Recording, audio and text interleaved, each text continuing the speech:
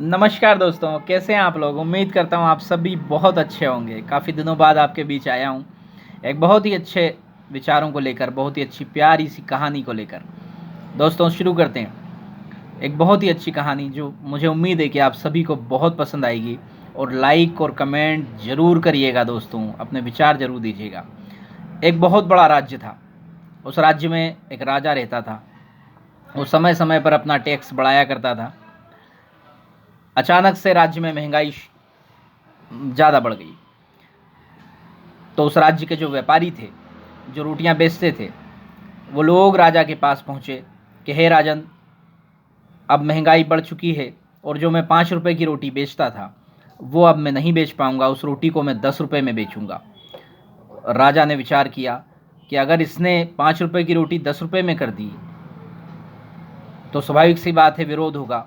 लेकिन मेरे राजा होने का क्या मतलब। राजा बहुत चालाक था। राजा ने व्यापारी को कहा कि सुनो, मैं एक ऐसा रास्ता तुम्हें बताता हूँ जिससे तुम्हारा भी फ़ायदा होगा और मेरा भी फ़ायदा होगा। व्यापारी ने बहुत ध्यान से सुना। राजा ने कहा कि जो तुम रोटी 5 रुपए की रोटी 10 रुपए में बेचना चाहते हो, उस रोटी के दाम तुम्हें 30 रुपए करना है। व्यापारी चौंक गया। नहीं राजन, ये ऐसा नहीं हो सकता, ऐसे तो राज्य में हाहाकार हो जाएगा। राजा ने कहा ये तुम्हारा विषय नहीं है, वो मैं सब संभाल लूँगा। जैसा मैं बता रहा हूँ तुम वैसा करो, तुम अपने फ़ायदे से मतलब रखो। व्यापारी ने वही किया। व्यापारी गया और अगले दिन से उसने 5 रुपए की रोटी को 30 रुपए में बेचना शुरू किया। जैसा कि डर था व्यापारी को, वैसा ही हुआ। लोगों ने विरोध करना शुरू किया और बहुत ज़्यादा विरोध हुआ। लोग सड़कों पर उतर गए और पूरे इकट्ठा होकर के राज दरबार में पहुँचे और राजा से कहने लगे, हे महाराज, जो रोटी 5 रुपए की व्यापारी बेचता था अब वो 30 रुपए की बेच रहा है। ऐसे हम भूखे मर जाएंगे। हम क्या करेंगे, हमारा घर नहीं चलेगा, हम क्या करें।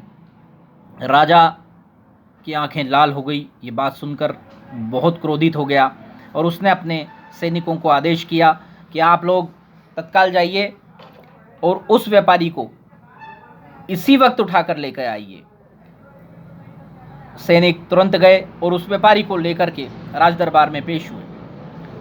राजा ने पूछा कि ये तुमने क्या किया, 5 रुपए की रोटी को 30 रुपए में बेच रहे हो, मेरे लोगों को तुम मारना चाहते हो, मेरे राज्य की जनता त्राही त्राही कर रही है, मैं तुम्हें बीच चौराहे पर फांसी चढ़ा दूंगा। व्यापारी सुनता रहा। और तुम्हें इसी वक्त आदेश देता हूँ कि आज से पूरे राज्य में रोटियों को आधे दाम पर बेचोगे, नहीं तो तुम्हें कभी भी बीच चौराहे पर लाकर फांसी चढ़ा दूंगा।